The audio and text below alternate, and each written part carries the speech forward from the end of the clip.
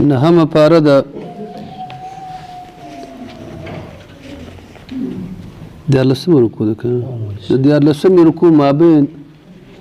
103 نمبر آیات نحمده ونصلي على رسوله الكريم أما بعد فأعوذ بالله من الشيطان الرجيم بسم الله الرحمن الرحيم إن الذين تدعون من دون الله عباد أمثالكم فادعوهم فليستجيبوا لكم إن كنتم صادقين إلى آخره صدق الله مولانا العظيم فتیرو آیتونو مبارکو کې الله پاک د شرک بیان وک د شرک مذمت الله پاک بیان ک او کوم کسان چې د خلکو د الله سره شریکان ګڼل دي د هغوی عجز الله پاک بیان ک چې دا خلک کمزور دي عاجزان دي ځان ته خیر نسی رسوي تاسو ته خیر نسی رسولی که څوک خیر طرف ته غواړي یا خیر طرف ته آماده کوي خیر طرف ته دعوتي نو د خیر په لاره باندې تللی نشي ځکه د مکې د خلکو خدایان چې هغه بوتانو لکه څرنګه چې اوس د هندوانو او د بودایانو خدایان چې ده هغه بوتان دي بوتان خو ټول جماعت دي اخو نه چا سره خبرې کولی سي نه چا ته جواب رسولی سي نه ځان ته خیر رسولی سي نه ځانه شر دفع کولی سي خو د الله شان د خلکو ذهن جوړ شوی وي یو سړی تعجب دا کې د خلک دوره تعلیم یافته خلک دوره رسېدلي خلک په دې زمانه کې کله غواګانو ته عبادت کوي کله سپو ته عبادت کوي کله کاڼو ته عبادت کوي کله مجسمو ته عبادت کوي او په خپل لاس جوړي بیا د هغې بندګي کوي تعجب خبره دا ده چې په خپل لاس باندې جوړي او د رسول پاک علیه السلام زمانه کې یو صحابي هغه خپل جریان خپل قصه کوله و یا رسول الله د ستاسو د راتګ نه مخکې داسې یو وخت مونږ باندې راغلی کله چې په سفر باندې به تلو نو مونږ به ځان سره بوت ځان سره ووړ کله چې فارغ به شو بیا به د هغې مونږ بندګي کوله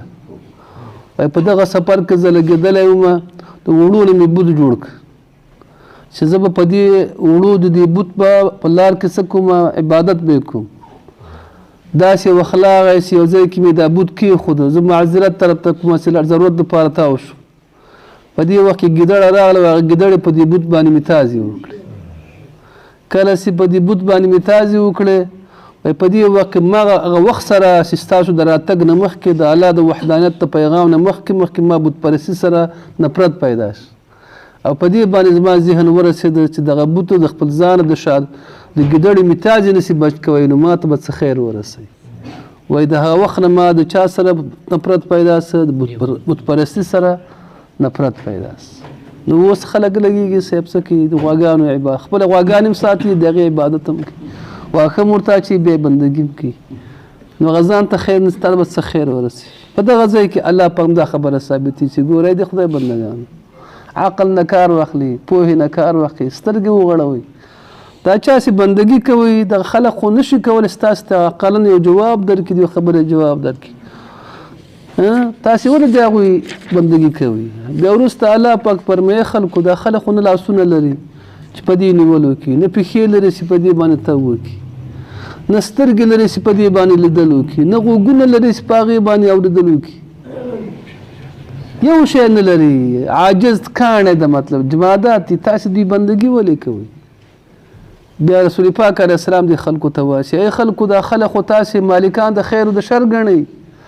تاسې او دغه معبودان ستاسې د خدایان سره راجمع سي زما په خلاف باندې یو بد پلان جوړ کړي ما ته تاوان نشي رسولی رسول پاک علیه السلام مبارک ورته ولې ځکه زما مددګار الله پاک ده هغه ذات ته چې هغه کتاب نازل کړی او دغه ذات مدد کوونکی د صالحانو ده صالحان هغه کسان چې د الله په وحدانیت باندې قایل وي فکر هم ورسېد نو لهذا دا خبره معلومه شي چې یوازې د مستحق د عبادت هغه څوک ده چې دا مخلوق پیدا کړی او د مخلوق ته روزي ورکړي دوی ته ژوند ورکړي دوی ته حیات ورکړي د دوی حاجتونه پوره کړي په ورځ کې موږ په زرګونو حاجتونه پوره لرو په لکونو حاجتونه لرو یوازې په دې تنفس کې موږ څومره حاجتونه لرو دا ساګانې موږ اخلو راخلو څومره حاجتونه لرو زموږ ضرورتونه څوک پوره کوي الله پاک پوره کوي کله چې خدای وغواړي هغه ټول ضرورتونه څه شي سلب شي ټوله معامله ودرېږي که هر څومره څوک خلک څه وکړي هېڅ خلک څه نشي کولی نو لحاظ مخلوق به د چا سره څه وکړي مخلوق د چا سره څه نشي کولی که څه کوي هغه به د الله په اراده سره وي څوک چې کوي هغه هم الله ته محتاج ده تا سره څوک کومک کوي تا سره څوک منډه وهي تا سره څوک ترله وهي هغه پخپله چا ته محتاج ده الله پاک په خپلو کړو کې هغه الله پاک ته محتاج ده تا سره کوم مدد کوي کوم کومک د سره کوي په کار کې هم دی هغه هم الله پاک ته محتاج ده نو بیا حاجت څه ده چې یو سړی لګېږي د الله نه پرته د بل چا بندګي وکړي د بل چا عبادت وکړي الله پاک فرمایي ان الذين یقینا هغه کسان تدعون من دون الله ستاسې راغواړي بلې پرته د الله نه تدعون ستاسې بندګي کوي من دون الله پرته د الله نه منه تاسې را بلئ تاسې راغواړئ په خپلو هوایجو کې پرته د الله نه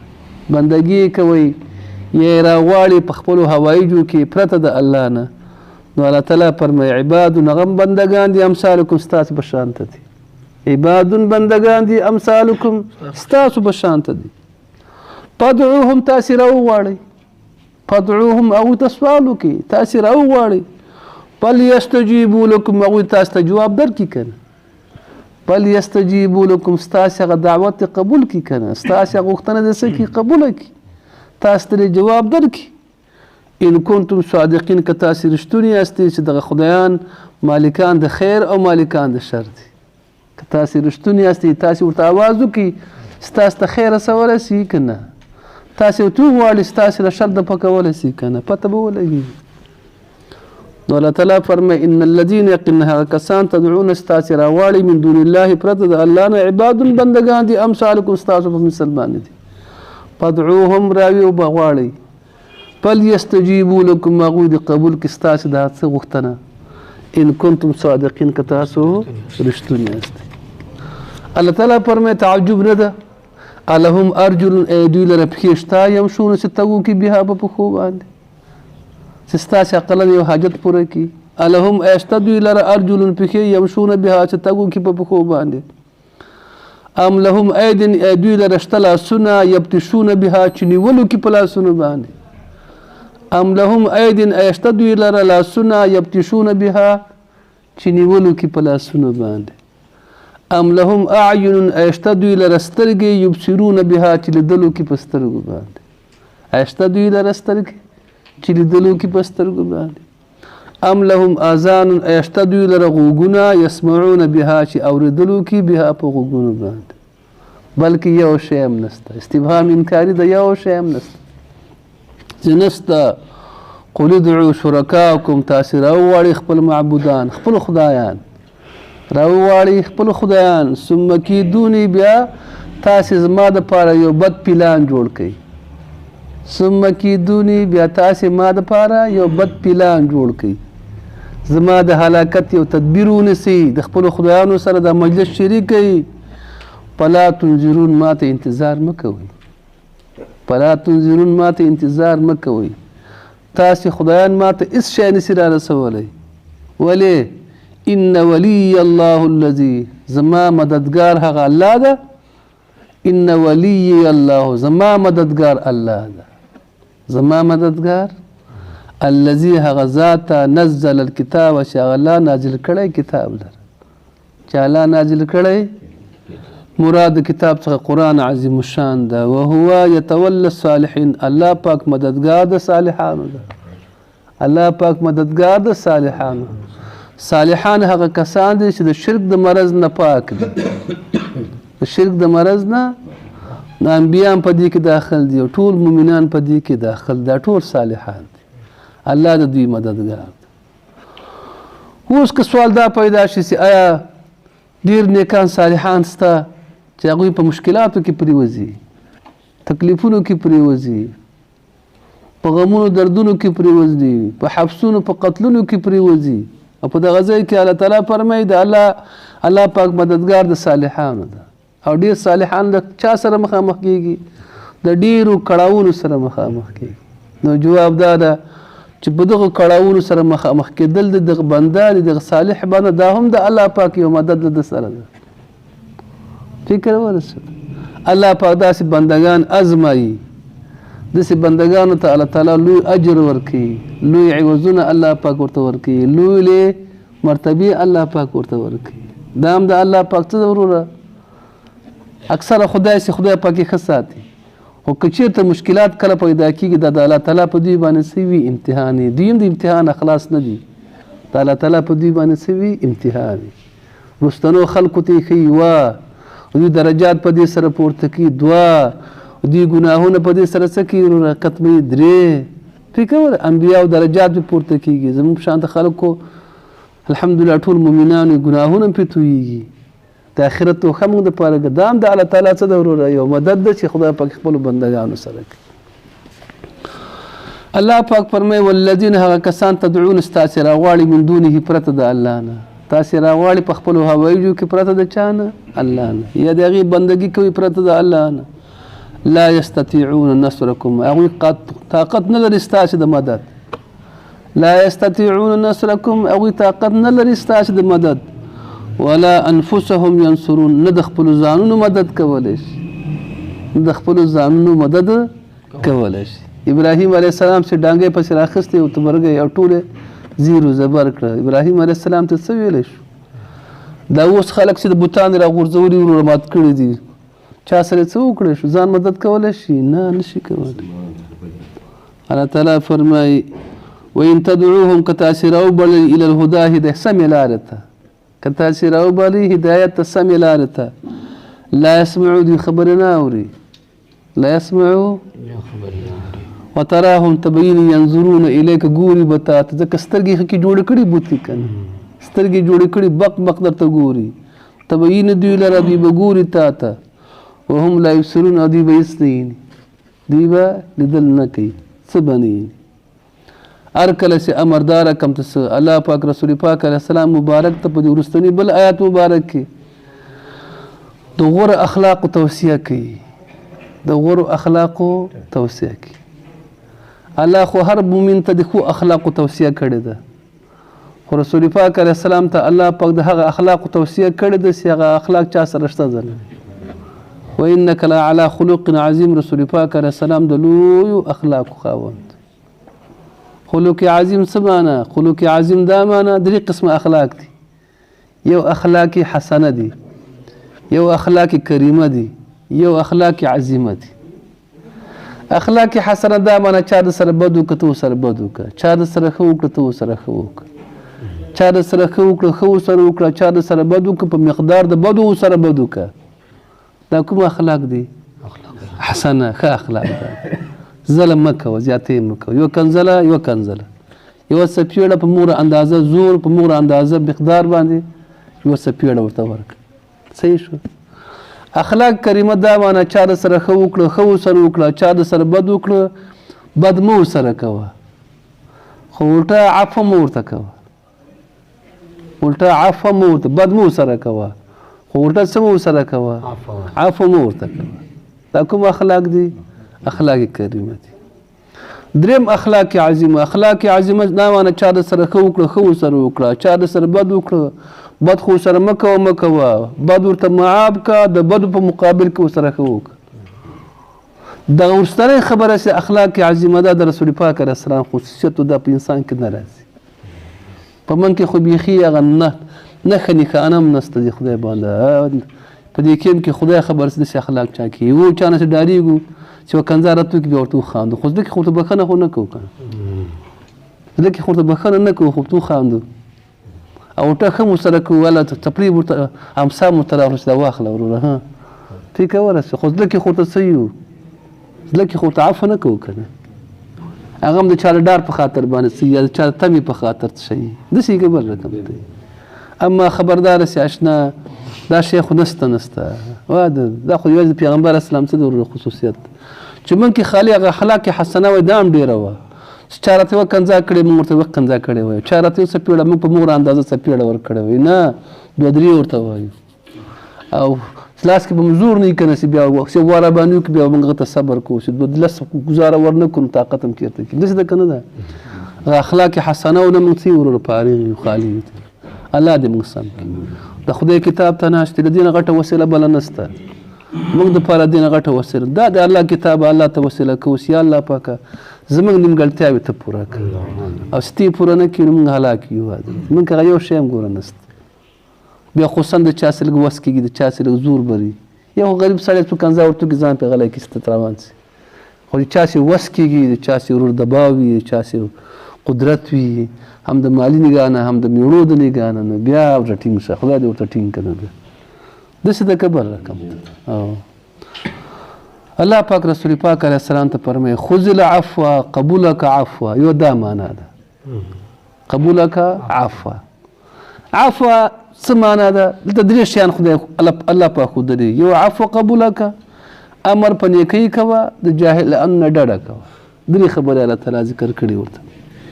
عفو څه معنا د عفو دوه معناګانې تفسیر وکړي یو عفو دا معنا په ټولو کارونو کې د خپل امتیانو سره اسانتیا کوه ډېر سختي ورسره مه کوه ظاهري سرسري عمل قبلوه سختي چا سره مه کوه مثال په ډول مونږ د ډېر زیات آداب لري دغه مونږ د موږ نه ګډوډي سل سوچونه سل فکرونه ډېر کمی من کې وي ته چاته مه وایسې اشنا دا مونځ سره شوی دی څوک مونځ داسې برابر شوی دی خیره په دې مانځه کې څه اسانتیا کوه مونځ یې وکړه ورته صحیح د کار دې کړی ده خدای دې قبول کړي داسې زکات په ټولو اعمالو کې ورسره څه کوه هغه اسانه عمل کې مطلب دا خلک هغه کوه قبلوه پکې ورسېد خلکو سره شدت او څه مه کوه سختي مه کوه ځکه د شدت او د سختي ثمره وروغه نه وي په زیدي باندې چې چاته د خیر ورسېږي الټه ورته څه پیدا کېږي تاوان به پیدا کېږي الټه په ځای به څه وکړي نور نقصان به پیدا کړي خیر خو څه کې شر به دې ورځ پر ورځ زیاتېږي پیغمبر اسلام ته فرمایي خذ العفو قبوله کړه اسانتیا قبوله کړه په اعمالو د خپلو امتیانو کې سختي چا باندې څه کوه مه کوه ولې داسې دې وکړه ولې داسې وکړه ولې داسې وکړه لږ ګزاره خلکو سره کوه په دې خبره خو پوه شو یو معنا بله معنا دا ده چا ظلم د سره کوه چا زیاتی د سره کوه هغوی ته عفو کوه خذ العفو عفو خپله کوه چا ظلم زیاتی د سره کوه څه ورسره کوه عفو کوه رسول پاک علیه السلام دا دواړه کاره کول د امتیانو سره پیغمبر اسلام څه مه کوه سختي نه کوله او پیغمبر اسلام خپل د امت داعیانو ته دا حکم کړی چې بش یسرو ولا تعسرو خلکو سره اسانتیا نه کار اخلي سختي چا سره مه کوئ بشرو ولا تنفرو خلکو ته د خوښي خبرې کوئ خلک د دین نه مه سرګردانه کوئ مه متنفر کوئ دین دوره مه سختوه چې یو سړی داسې ووایسي اشنا سلام علیکم دا دین ماته قبول نه ده تاسې پوه شئ دا دین دې در پوه شه دوره سختي وروره مه کوه په خبر پوه شو که نه پوه شو د دې نه ما سوا پیغمبر اسلام سره ظلمونه شوي دي زیاتې شوی ده تکلیفونه شوي دي پیغمبر اسلام څنګه کړي دي وروره عفو کړي دا آیات هغه وخت کې نازلېږي کله چې د پیغمبر اسلام تر مبارک حضرت حمزه په احد کې شهید څه شهادت خو خیر د جنگ خو دوه کسان سره لیکلي خامخا یو څه مریوب کې مړ کېږي دا څه مسله دوره نه ده خو چې مړ مې کې بیا مې عزته کوې مې سپکوې مې دا د درجه یي که نه خفګان جایده یي هغه نه اندامونه پرې کړه فکر ټول اندامونه پرې کړه بدرنګ یې کړه مسله یې کړه پیغمبر اسلام مبارک کړه تر ته وکتل سخت خفه شو پیغمبر اسلام وفرمایي زه به د 80 کسانو د ده په عوض کې بدل اخلم د یو تر په مقابل کې به د 80 کسانو نه څه اخلم بدل اخلم دا رقم به کوم الله پاک پیغمبر اسلام ته وفرمایي نه خذ العفو عفو خپله کړه څه کوه عفو خپله کړه اسانتیا خپله کړه چا ظلم زیاتی کړی هغه څه کړه عفو کړه رسول پاک علیه السلام مبارک کله چې مکه فتح کړه چا څه ظلمونه کړي وو چا څه ناروا هغه ټول څه کړه عفو کړه عفو خلاصه کې په ټول ژوند کې هغه ملامت هم نه کړه چې ګوته یو وخت کې حاجي مستري ته ما سره داسې کار کړی داسې نه دي ورته ویلي یادېږي دي هغه وخت کې د فلانې داسې که چې ما تره داسې که ما سره داسې وکړه ما سره داسې وکړه هغه ملامتیا هم ورته یاده کړې نه ده دا د رسول پاک علیه السلام څه وروره هغه عفو وه مطلب فکر ورسېده واورېده که نه یو صحابي چې دا د پیغمبر حضرت عمر سره مشاور و د تره راغلی و د وطن نه راغلی دا ترې وراره ته وویل ستا خو د عمر صاحب سره ډېر زیات نږدې مقام لري ما دپاره ټیم ترېنه واخله چې زه ورسره خبرې وکړم دا وراره ولګېد د خپل تره دپاره ټیم د عمر صاحب نه واخیست ترې یې راغی کله چې عمر صاحب سره کېناسته ګستاخي خبرې وکړې ټیک ورسېده عمر صاحب ته ورته عدل نه کوي پلان نه کوي بستان نه کوي عمر صاحب یو دم غوسه شو جلالي سړی و ډېر غوسه شو غوښتلی چې اوس دې سړي ته زوره نه ورکړي په دې وخت کې دا وراره یې ولګېد دا آیات یې وویلې خذ العفو وامر بالعرف واعرض عن الجاهلین کله چې عمر صاحب د آیات مبارک واورېده هغه ټول شیطان هغه ټول غوسه هر څه سړه شوله بس ختمه شو څه شو وروره ځکه په دغه ځای کې الله تعالی د خدای حکم ده که نه چې عفو خپله کړه چا ظلم وکړه زیاتی یې وکړه بدل متې نه اخله څه وکړه عفو یې کړه او بل خبره ده چې عفو خو دې که بیا زړه کې بد مه ورته ساته چې ولاکه ښه لار در وښي منه ورو نصیحت هم ورته کوه خپله همدردي ورسره کوه همدردي ورسره کوه امر په نیکۍ کوه او مسلمان ته ښه خبره کوه نصیحت ورته کوه ښه ګرانه سړی بد اصله و سړی بد اصله و بد اصل دا معنی ته ښه ورسره کوې ستا د ښو نه غلط استفاده کوي بد اصل وي که نه خلک ورته څه وایي کم اصل ورته وایي که نه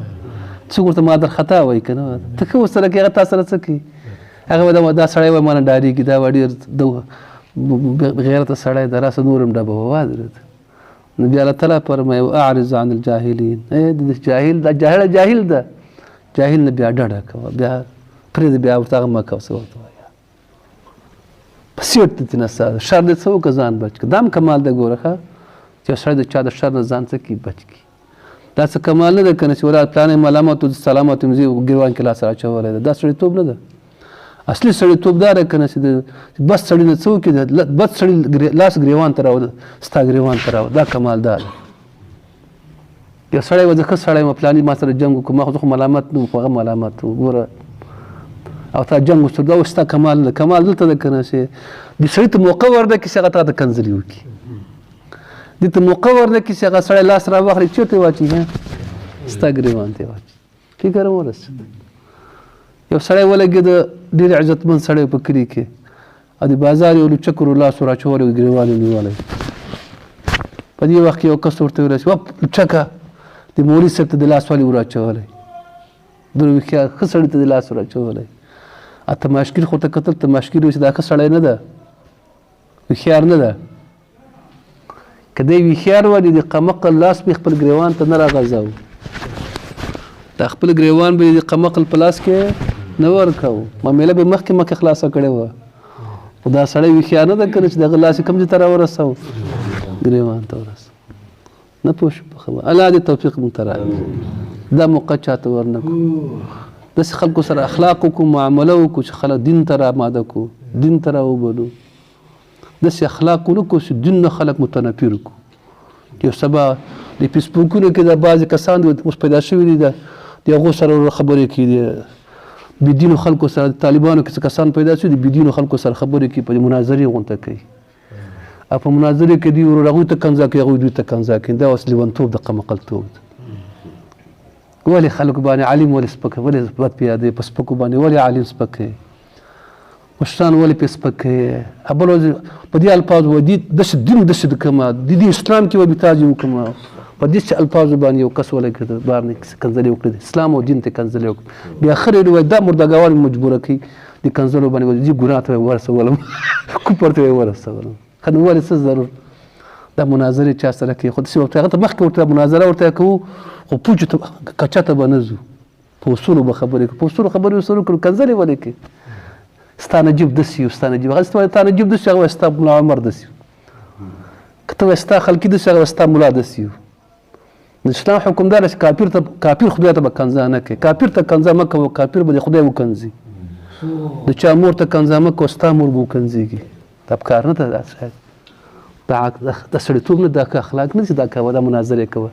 عالمان پې کنځه ورونه مشران پې کنځه نیکان صالحان پې کنځه ان الله پاک ته خبره ورسي پیغمبر اسلام ته ورسیږي دا ګوره ګناه ده دا شی باید ونسي په خبر باندې پوه شو الله پاک فرمایي خذ العفو قبول که عفو معنا کار کې اسانتیا کوه د امت نه اسانتیا عمل غوره کوه قبلوه یا خپله که عفو معنا عفو کوه چا ظلم زیاتی سره کوه څه ورسره کوه عفو کوه وامر بالعرف امر په نیکۍ باندې کوه واعرض عن الجاهلین او د جاهلانو نه څه کوه اعراض کوه. کله چې اشنا لانجه پیدا سي یو جاهل سره مخامخ شیطان خو ته ډېر غټ حرکت کوي که شیطان خو ډېر وسوسې دراچي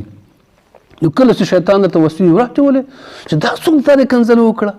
دا څوک داسې تا ته سپکه وویلې دا لا څوک داسې تا ته داسې چل وکړه او د زړه دماغو کې د اور بل سي. بعضې خلک حوصله ناکې کور پورې لاړ سي هلته کور کې بیا سوچ ورته پیدا شیطان ورته کار وکړي هغه نه ډانګی راواخلي